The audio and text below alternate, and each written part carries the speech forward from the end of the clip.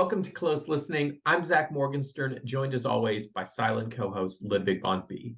Today I thought I'd talk to you about my experience going to various concerts.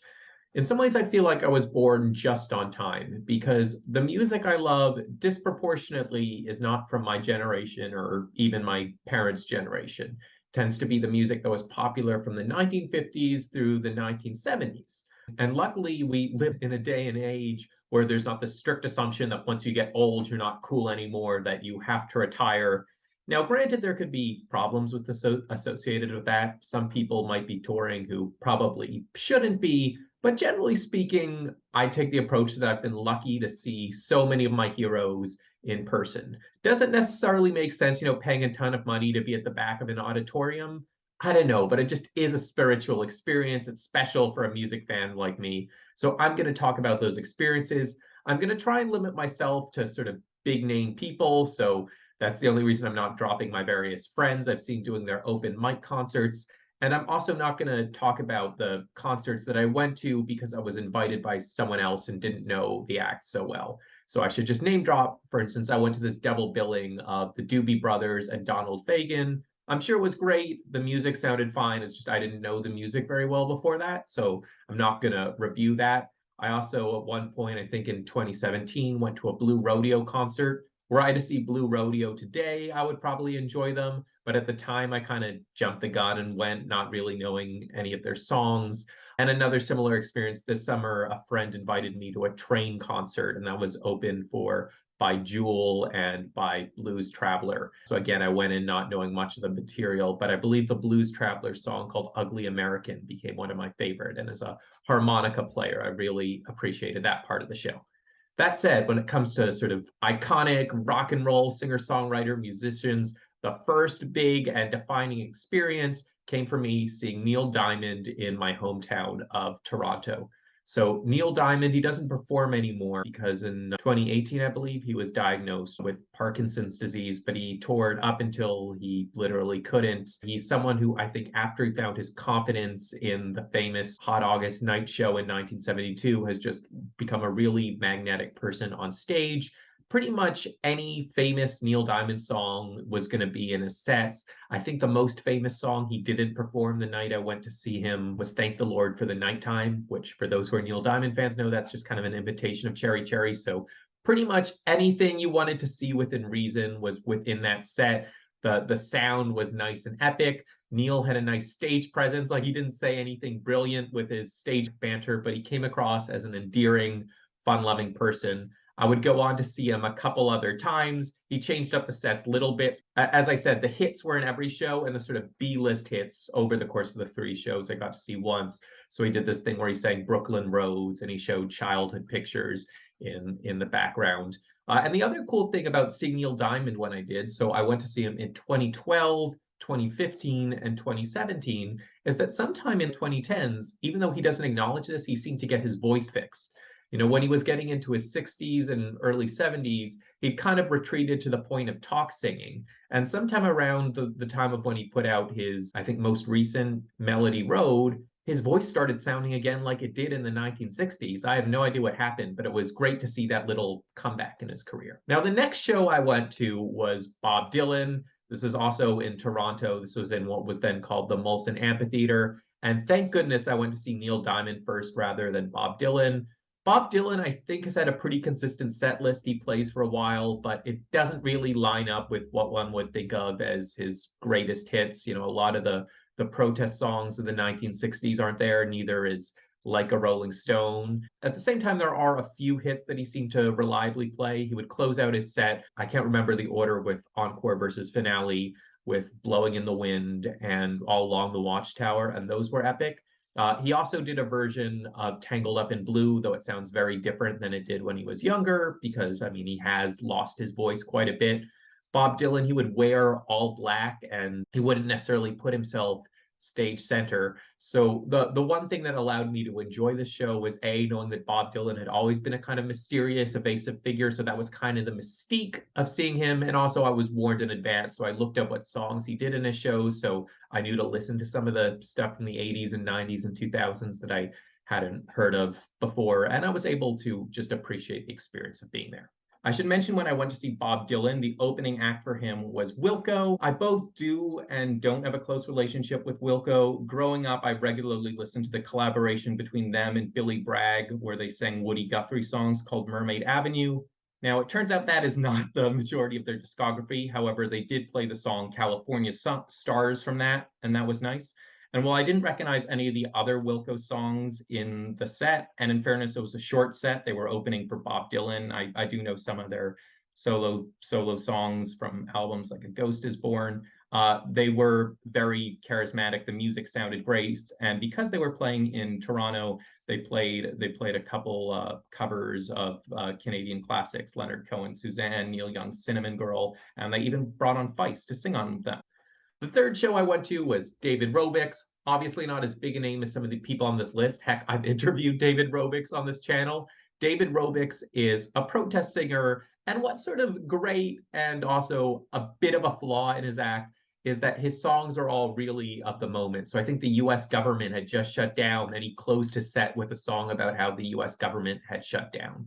So sometimes David Rovic's songs can be a bit too literal, and that he focuses on jamming everything about the news into them at the expense of melody. That said, by going to that show, I got to learn some of the David Rovic songs that really do hold up all time that I've learned and covered over the years, like the St. Patrick's Battalion, a song about Irish immigrants to America who served the Mexicans in the Mexican-American War after seeing the brutality of American imperialism, and his very funny song about left purity, I'm a better anarchist than you. Of course, being this in-the-moment political guy, he always explains in detail what his songs are about. The fourth concert I went to see was Paul Simon. I ended up seeing Paul Simon twice, first on this double bill with Sting, and secondly, when he did his farewell show in 2018.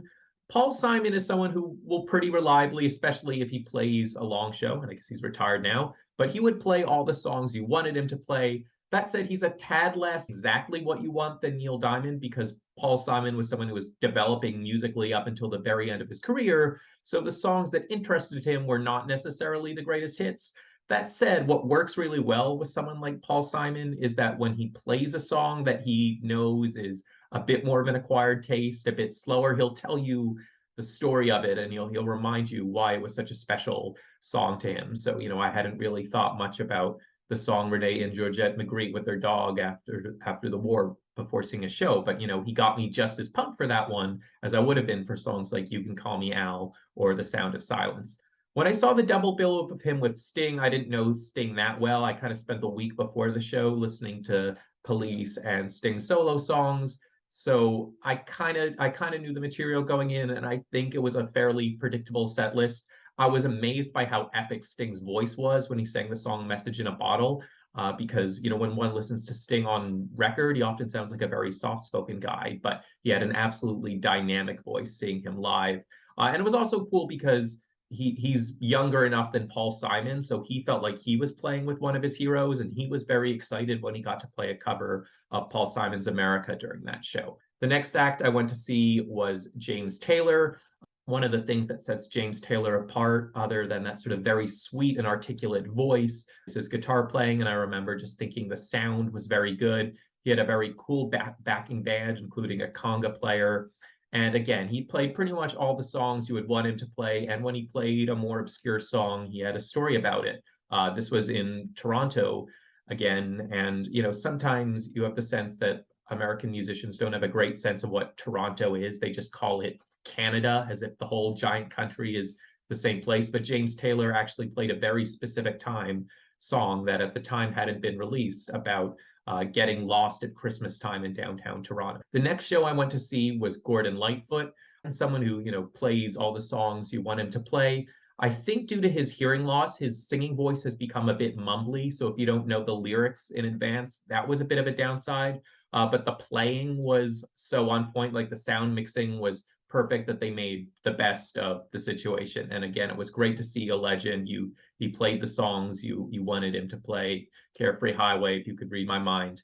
Next I went to see Flogging Molly. This, I think, was my first show I went to see where you're not sitting in seats, but you're just standing on the floor, and it's kind of crowded.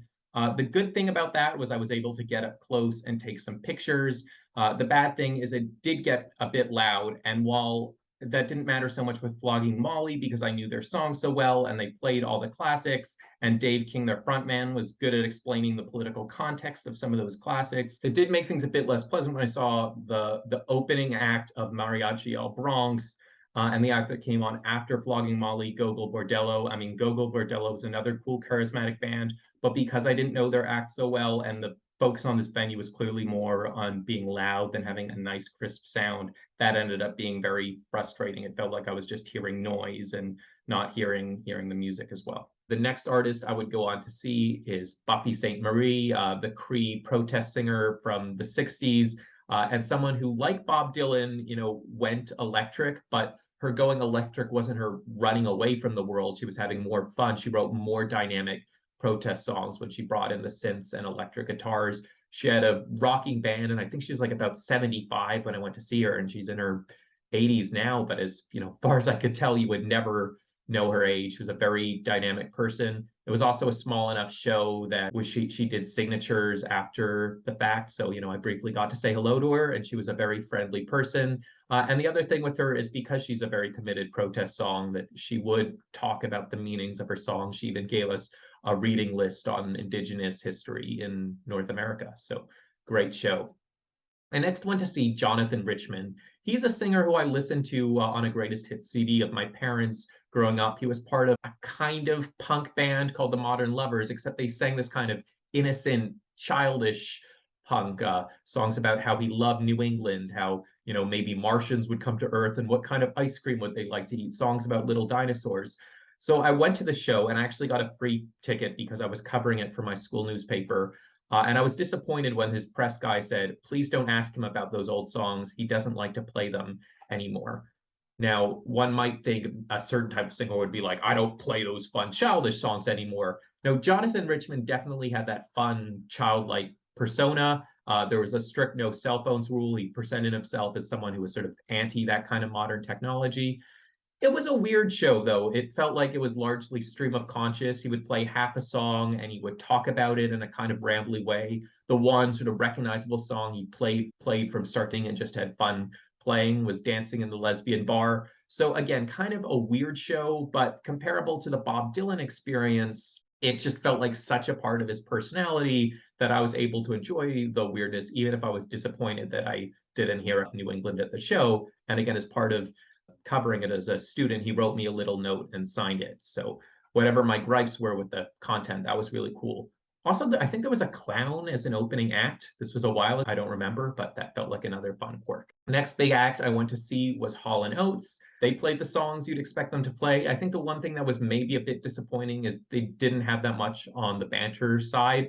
I mean, they were happy and lively to be there. They laughed at an audience member who was wearing a shirt that said Hall and motherfucking oats. But yeah, I guess my one criticism of that, and obviously this is not going to be everyone's criticism, a bit light on the banter, but they sounded great, and that's the main thing. The next big show I went to see was Jacksonbrowne. That was kind of a comparable experience to the Paul Simon one in that he does play a lot of the songs you want him to hear, but he makes clear that those aren't necessarily his favorite songs anymore. The funny thing is, at one point earlier in the show, someone yelled out, "Play Somebody's Baby," and he kind of rolled his eyes and he's like, seriously? Because that's by far his most poppy songs, and he likes to sing wordy, poetic songs. But the thing was, he played it. He was like, okay, fine, I'll play that for you. And over the course of the night, people continued to shout requests, and he took some of them and he didn't take others. He refused to play Rosie. But overall, it felt like a nice balance. He did some good storytelling. He showed us his ridiculous collection of guitars, and it was just him on piano and sometimes guitar, backed by this sibling duo. I believe they're called the Walkins Family Hour, who are kind of, I think, like a Celtic folk band or something. One of them plays the violin. The next show I went to was Elviscostello. So by this point, we are in 2017.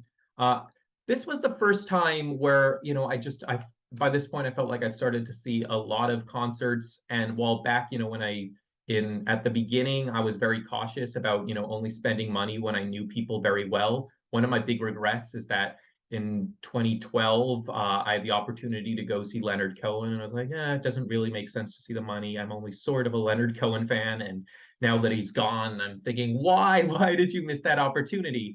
But anyway, by 2017, I'd gone from only seeing people I super duper love to thinking anyone who feels like a big name who I like, I should go see.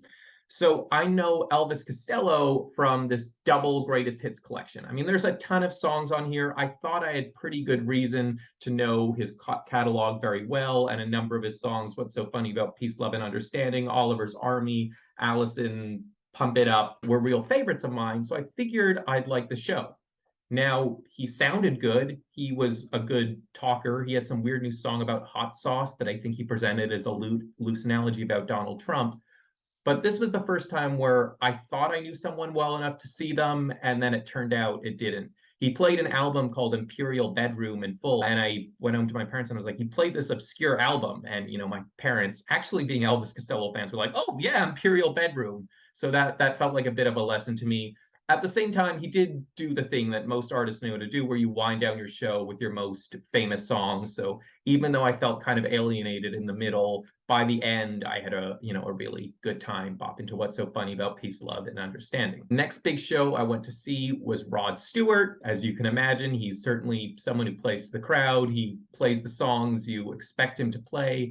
I can't remember what I considered to be a big omission. I think I really liked You Wear It Well, and he didn't play that one. But yeah, generally speaking, he played the songs you wanted him to play. The interesting thing with Rod Stewart is with his whiskey-tinged voice, he's always right on the border between being an amazing singer because he sings in this big, scratchy voice, and a not amazing singer because when he sings, it sounds like he's destroying his voice.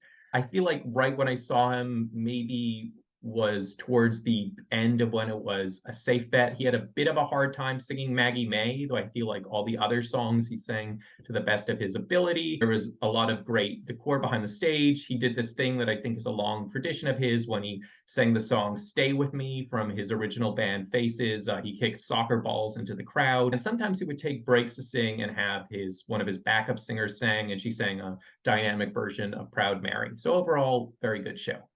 The next act I went to see was Rick Astley, the Rickroll guy. This was at a small theater in Montreal. Got to be quite up close to the stage. He played all his classic songs from his heyday, as well as some of his new songs, which he's actually writing himself now.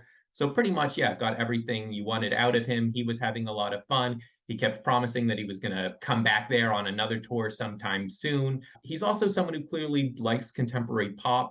So he played Ed Sheeran covers, and he played a cover up to Uptown Funk. I believe at one point he started playing the drums. So someone with a real stage presence. I think the only thing that surprised me out of the show is that he didn't make any reference to the Rickroll at all, and he kept referring to songs as if people, listened to them back in the day. And I guess they were. It's just, I guess, from my perspective as a millennial, I think of him as that obscure guy who the internet revived, where clearly people who are a bit older than me might actually remember him as that pop star. And I guess it's been long enough now since the original Rickroll meme that he no longer has to pretend to be just the Rickroll guy. He can just sort of be Rick, the successful pop star again. The next act I got to see, I mentioned the Paul Simon retirement tour, and around the same time, Joanbaez was on her retirement tour. As one might expect from Joanbaez, a sort of a great narrator, sang all the classic songs she used to sing, including Diamonds and Rough. I don't believe she sang Sweet Sir Galahad, which is one of her only other compositions. So that was a disappointment, but generally speaking, great show. Great guitar playing as well, something I feel like I hadn't appreciated about her before. Also got to hear some material from her new album. Then I went to see the Proclaimers. They might not be a band you think of as having greatest hits, but if you do your research on what the greatest hits are, if you see the musical Sunshine on Leith, which is very corny, but you get to hear Proclaimers music.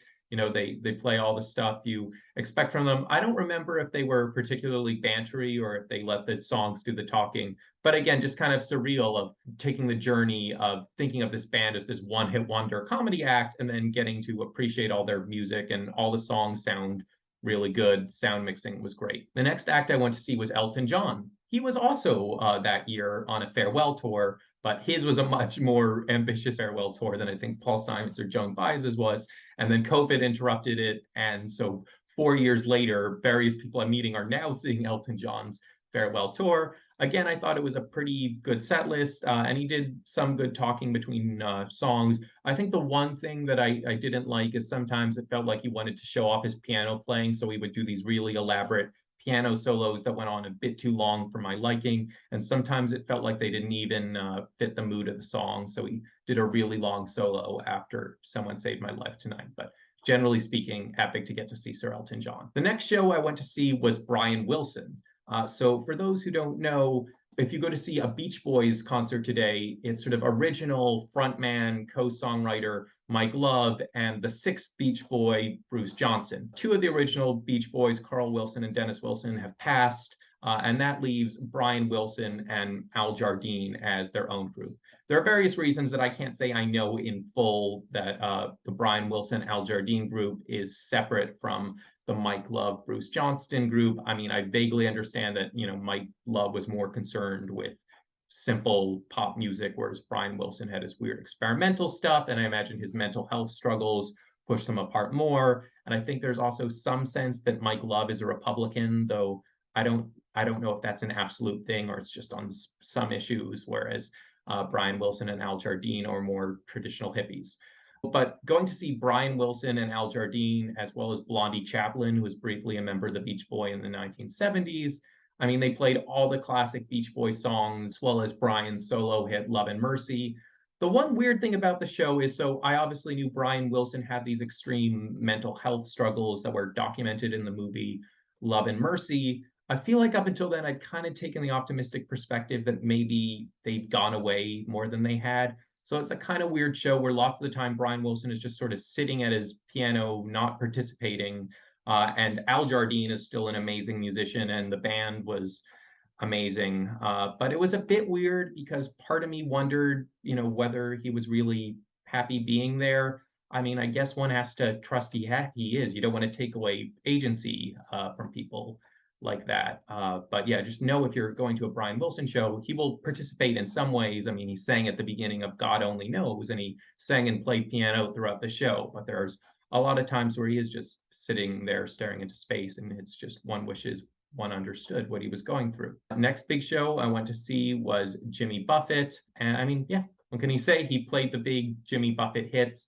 He has a greatest hits album called Songs I Know by Heart, and I think he pretty much reliably plays those on every tour. So if you like those songs, you're good to go. I think the one thing that sort of surprised me is I feel like Jimmy Buffett was kind of my ironic favorite, the corny singer who sang about getting drunk and eating in Florida, and going to a show that's actually filled with his fans, wearing all the parrot hats. His fans are called parrot heads. I felt a kind of a bit of unplaced because suddenly this no longer felt like my corny, edgy, special thing. But I guess I felt like I was in this arena of completely unironic Buffett heads, and I couldn't quite relate. The next show I went to see was Ringo Starr. I made a video about that earlier this year, but the short, if you get the chance to see it, it's kind of amazing. Ringo is ageless. His group called the All-Star Band, it's not just a pun on the name Star. He actually brings in other famous musicians, Colin Henry Men at Work, Steve Lukather from Toto, Edgar Winter, and they all take turns singing their own hit songs, which gives Ringo a chance to play the drums. One doesn't have to know Ringo's solo catalog too well to enjoy a Ringo show. He has a few famous solo songs: Photograph, It Ain't Easy, Back Off Boogaloo, and When We Were Great. And otherwise he sings Beatles songs, but keep in mind it is just the Beatles songs on which Ringo sang lead vocals. So, the famous ones, A Little Help from My Friends, Yellow Submarine, Octopus's Garden, but also some of the less famous ones, which, having just listened to all the Beatles albums in full, was kind of nice. I went to see Ronsexsmith this summer, and not too much for me to say there because this is another one of these shows I went to more because I was invited and not because I knew his catalog so well. The one Ronsexsmith song I like, That's Just My Heart Talking, I don't think that counts as one of his famous ones, so I don't think he plays it in his shows. But what was really enjoyable about Ronsexsmith is it was at this show just him and his acoustic guitar or his piano. He made some comments about how shy he was to play the piano in front of the audience, even though he was a perfectly good player, and I believe those comments were sincere. They certainly came across that way. And the songs were beautiful. He sang articulately. So sometimes I feel bored when I don't know an artist very well, but something about Ronsexsmith's style meant that if you like singer-songwriter music, even if you don't know Ronsexsmith so well, I think you'll have a good time at one of his shows. This August, I went to see Weird Al Yankovic play in Toronto.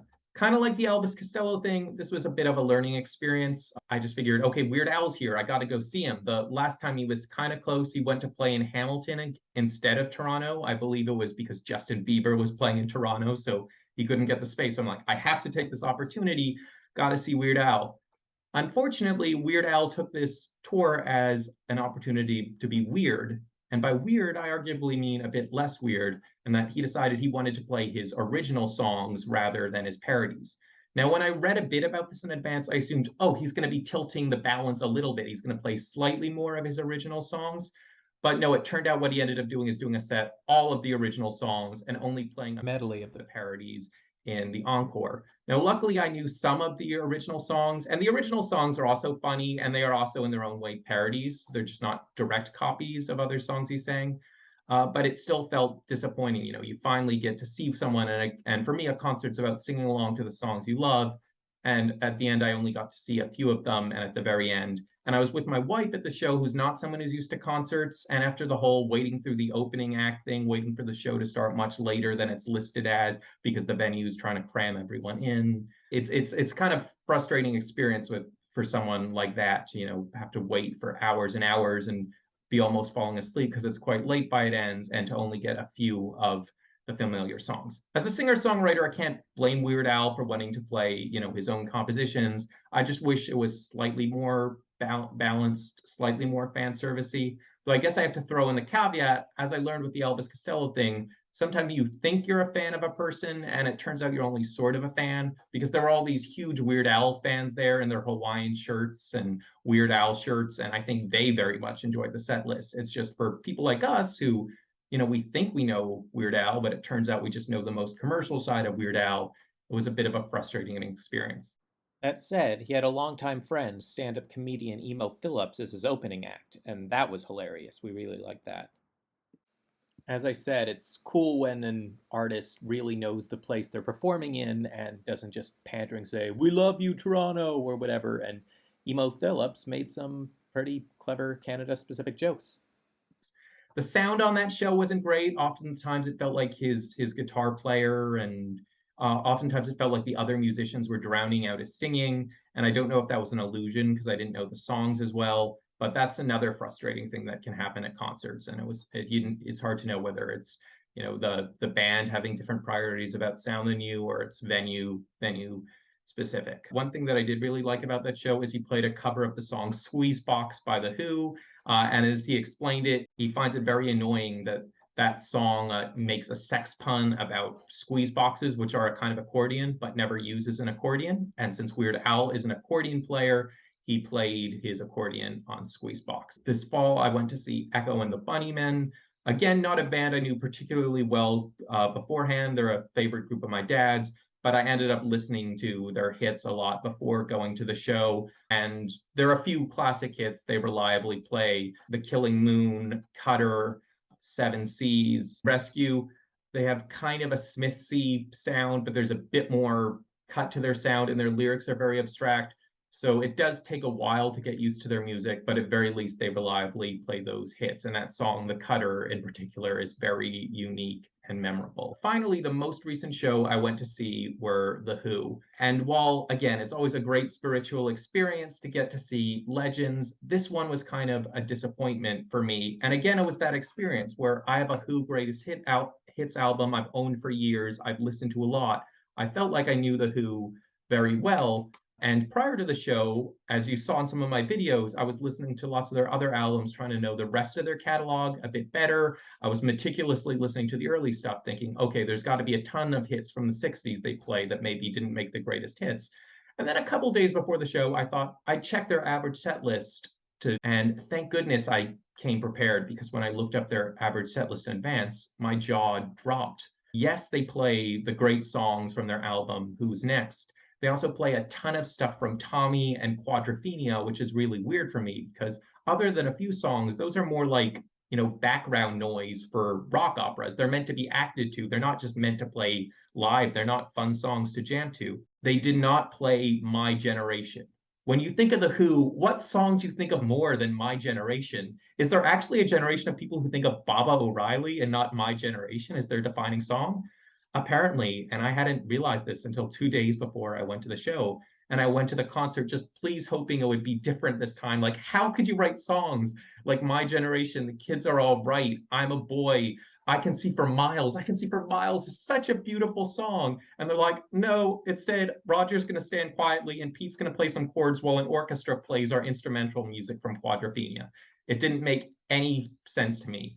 Now, on the bright side, Roger Daltrey still has an amazing voice. He's not a great banterer, though he kind of has some character to him. He kind of has a rough Cockney shtick going, whereas Pete Townsend is a bit more relatable in his banter. So again, I had a good time seeing a classic act, but like the experience of seeing a concert is getting to see and rock around your favorite songs. And I mean, it wouldn't take that much effort. These old songs aren't that long. Like, you're going to be disappointing fans if you're the Flipping Who and you're not playing Flipping My Generation as your encore or something. So I have a bit of a sour taste in my mouth over that one. But yeah, generally speaking, I've had a lot of good experience, and I felt very lucky that I got to see these artists.